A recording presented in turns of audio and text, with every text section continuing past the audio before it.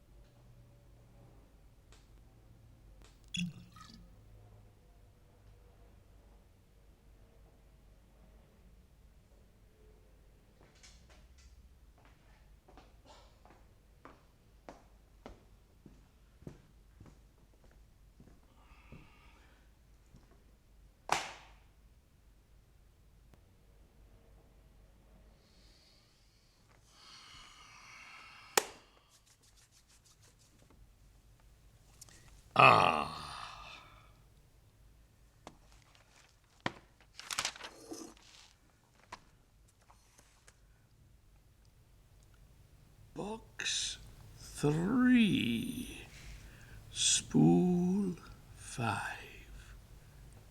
spool, spool.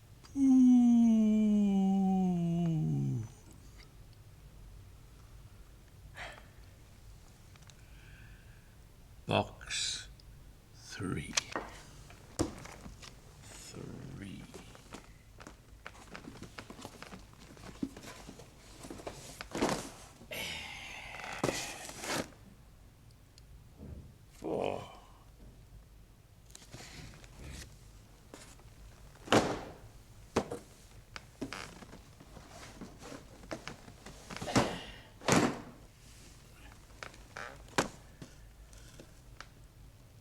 Two.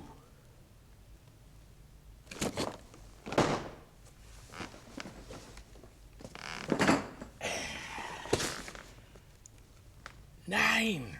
Good God.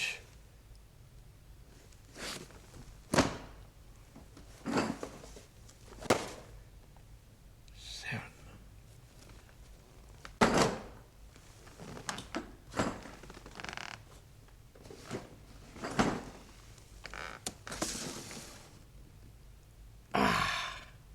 The little rascal.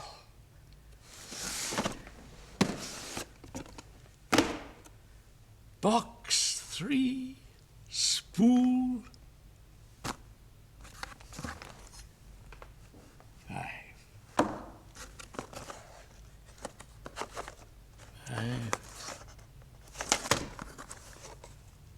5.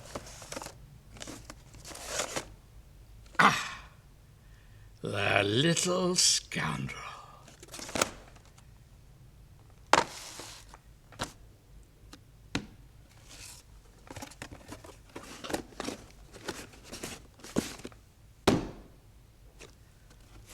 Box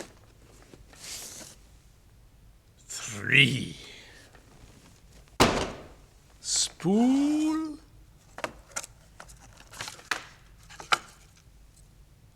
5.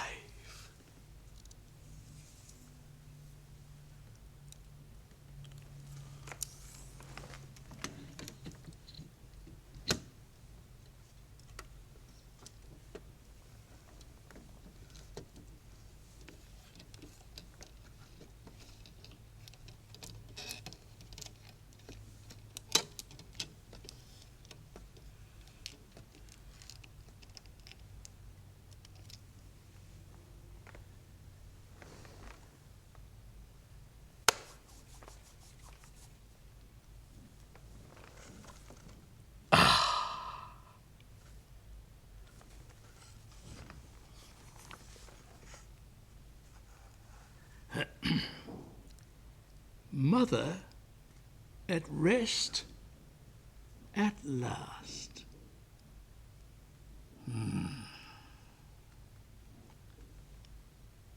The black ball. Black ball.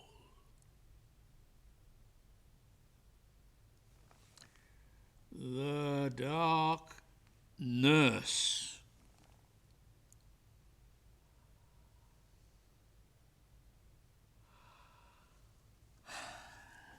Slight improvement in bowel condition.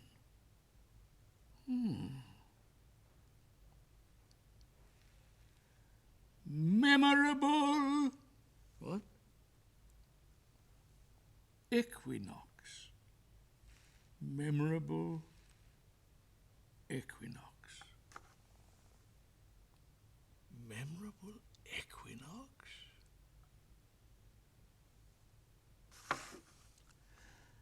Farewell to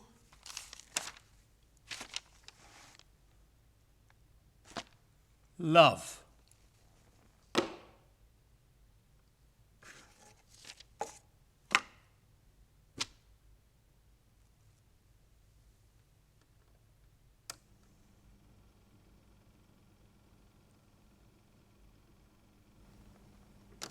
39 today.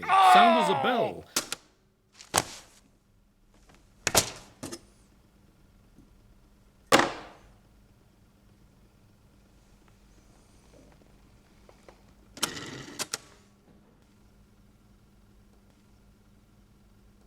"39 today. Sound as a bell, apart from my old weakness.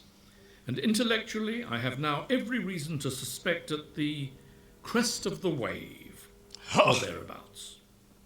Celebrated the awful occasion, as in recent years, quietly at the wine house. Not a soul. Sat before the fire with closed eyes, separating the grain from the husks. Jotted down a few notes on the back of an envelope. Good to be back in my den, in my old rags. I've just eaten, I regret to say, 3 bananas, and only with difficulty refrained from a 4th. Fatal things for a man with my condition. Cut them out! The new light above my table is a great improvement. With all this darkness round me, I feel less alone, in a way. I love to get up and move about in it, then back here to me. Crap. The grain. Now, what, I wonder, do I mean by that?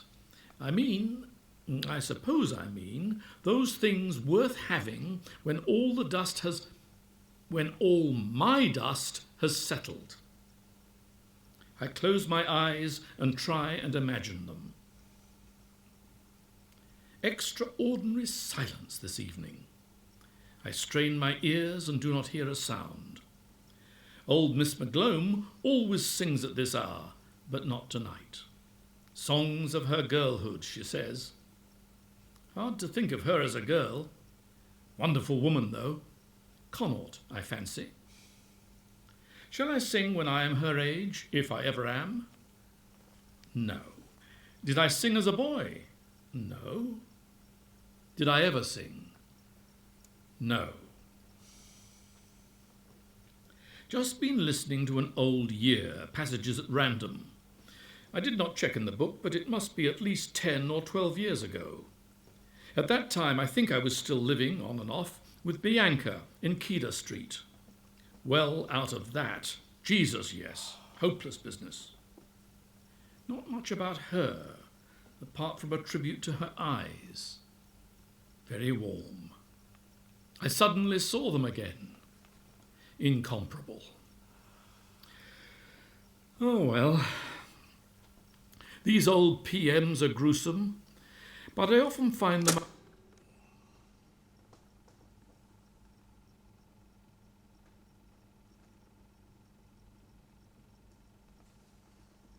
help before embarking on a new retrospect. Hard to believe I was ever that young whelp.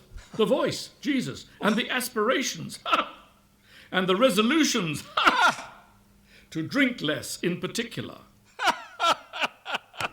Statistics. 1,700 hours out of the preceding 8,000 odd consumed on licensed premises alone. More than 20%, say 40% of his waking life. Plans for a less engrossing sexual life. Last illness of his father, flagging pursuit of happiness, unattainable laxation, sneers at what he calls his youth, and thanks to God that it's over. False ring there. Shadows of the opus, magnum, closing with a yelp to Providence.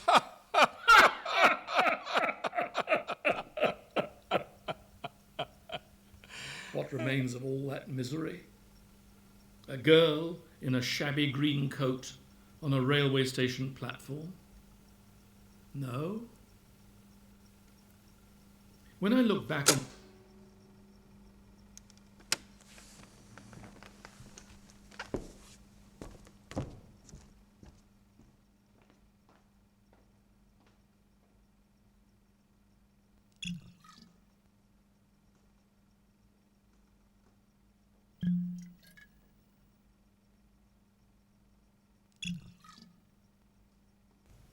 now the day is over.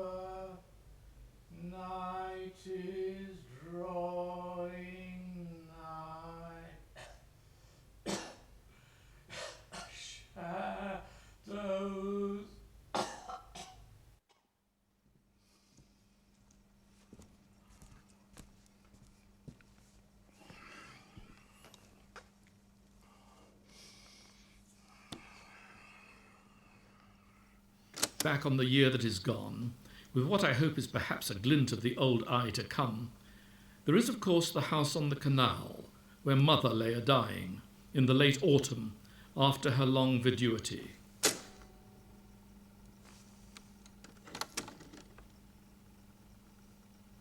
A-dying, in the late autumn, after her long viduity.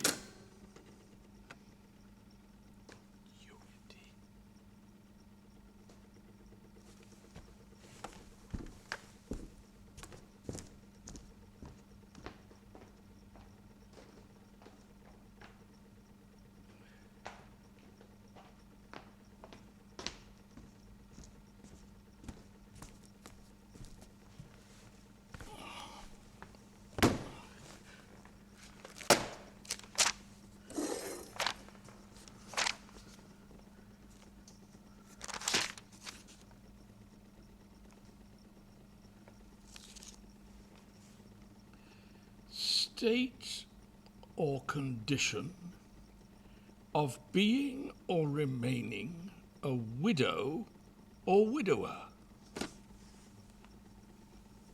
Being or remaining.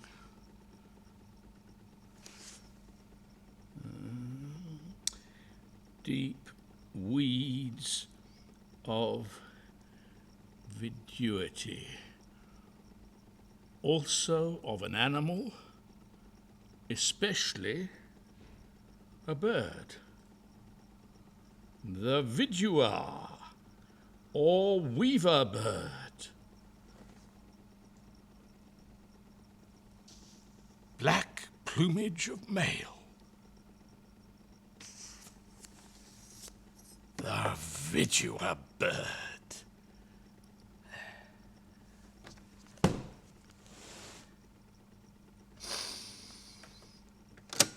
And the bench by the weir, from where I could see her window.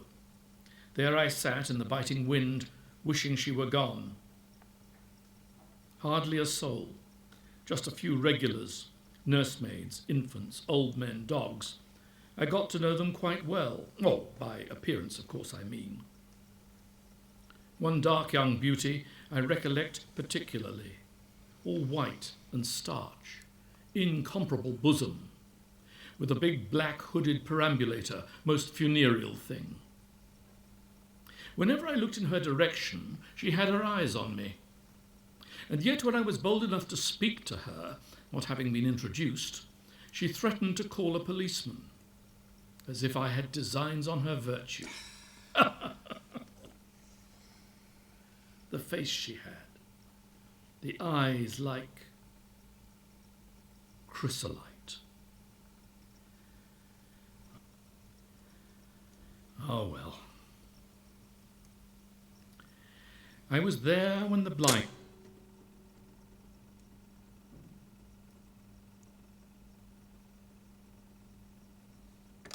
went down. One of those dirty brown roller affairs. Throwing a ball for a little white dog, as chance would have it. I happened to look up, and there it was. All over and done with at last. I sat on for a few moments with the ball in my hand, and the dog yelping and pawing at me. Moments. Her moments, my moments. The dog's moments. In the end, I held it out to him, and he took it in his mouth, gently, gently. A small, old, black, hard, solid rubber ball. I shall feel it in my hand until my dying day. I might have kept it, but I gave it to the dog. Ah, well. Spiritually, a year of profound gloom and indigence, until that memorable night in March, at the end of the jetty, in the howling wind, never to be forgotten, when suddenly I saw the whole thing, the vision at last. This, I fancy, is what I have chiefly to record this evening, against the day when my work will be done, and perhaps no place left in my memory, warm or cold, for the miracle that, for the fire that set it alight. What I suddenly saw then was this, that the belief I had been going on all my life, namely,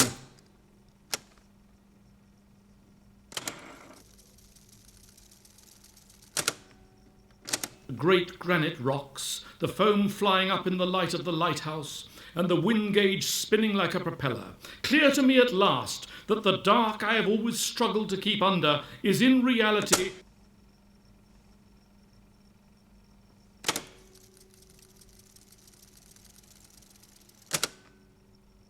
an unshatterable association, until my dissolution of storm and night with the light of the understanding and the fire.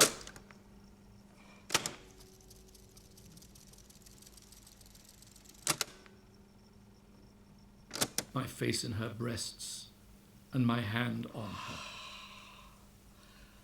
We lay there without moving.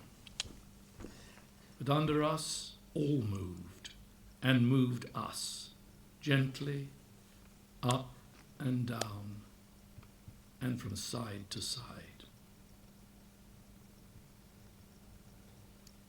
Past midnight, never knew such silence. The earth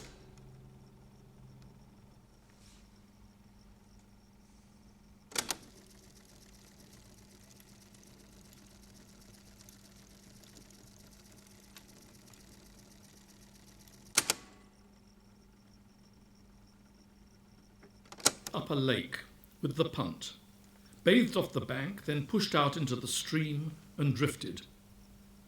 She lay stretched out on the floorboards, with her hands under her head and her eyes closed.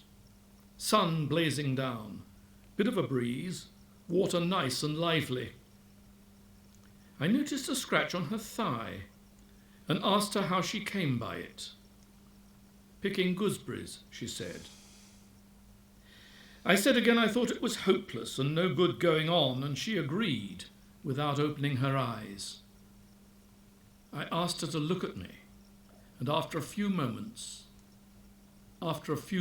she did, but the eyes just slits because of the glare. I bent over her to get them in the shadow, and they opened. Let me in. We drifted in among the flags and stuck. The way they went down, sighing before the stem. I lay down across her with my face in her breasts and my hand on her.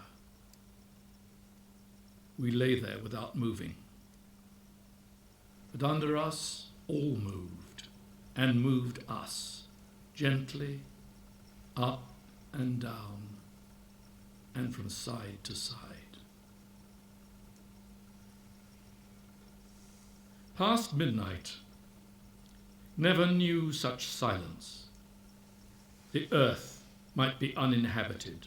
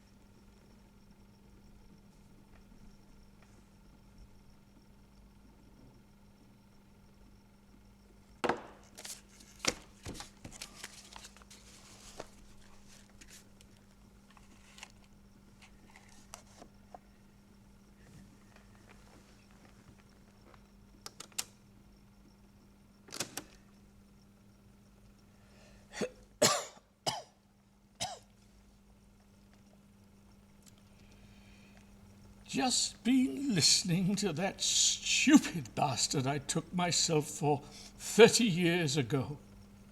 Hard to believe I was ever as bad as that.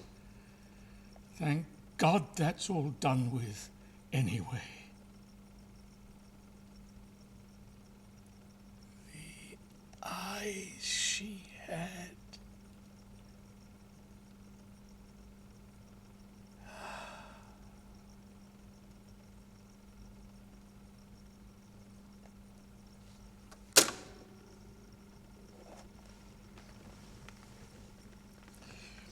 Everything there. Everything. All the...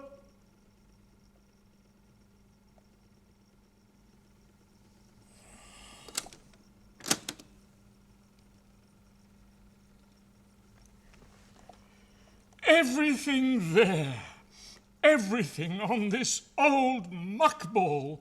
All the light and dark and famine and feasting of the ages. Yes! Jesus, let that go. Take his mind off his homework. Jesus. Oh, well. Maybe he was right. Maybe he was right.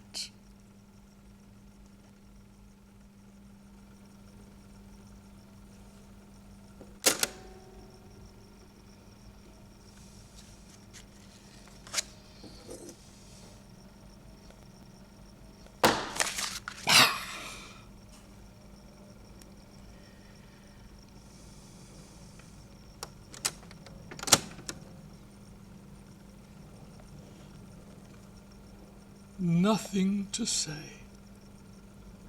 Not a squeak. What's a year now? The sour cud and the iron stool. Revelled in the word spool. Spool.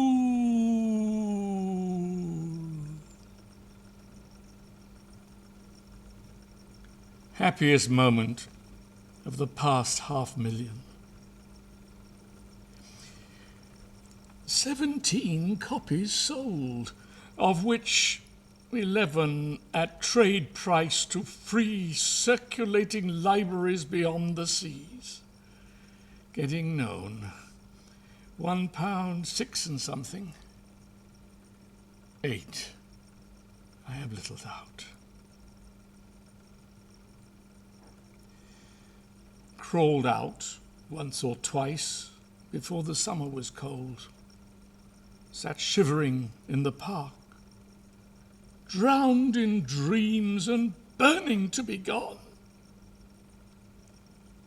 Not a soul. Last fancies. Keep 'em under. Scalded the eyes out of me reading Effie again, a page a day with tears again. Effie! Could have been happy with her. Up there on the Baltic and the pines and the dunes. Could I? And she...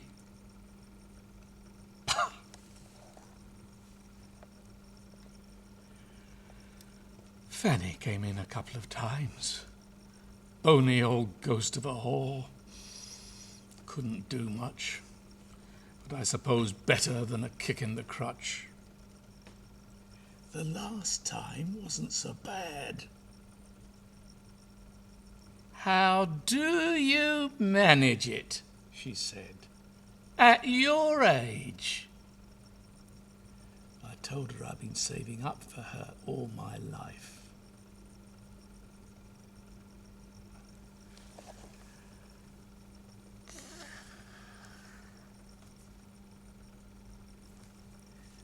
Went to Vespers once, like when I was in short trousers. Now the day is over, night is drawing nigh. Shadows of the evening steal across the sky.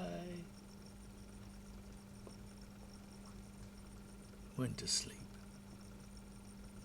and fell off the pew.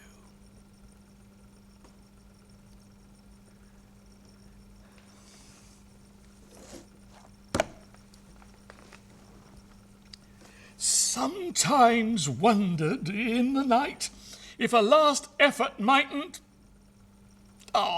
finish your booze and get to your bed. Go on with this drivel in the morning, or leave it at that. Leave it at that. Lie propped up in the dark and wonder. Be again. In the dingle, on a Christmas Eve, gathering holly, the red-berried. Be again, on Croggan, on a Sunday morning, in the haze with the bitch. Stop and listen to the bells, and so on. Be again.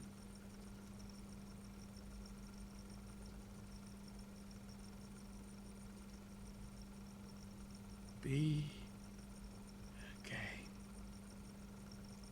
All that old misery once wasn't enough for you.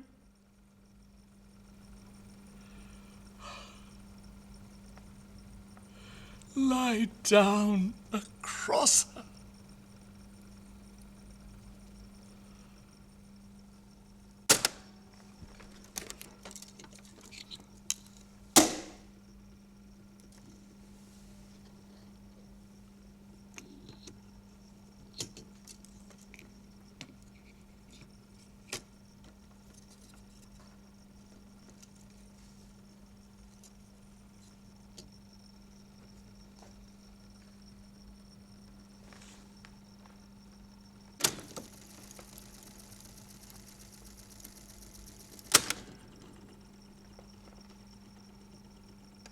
Gooseberries, she said.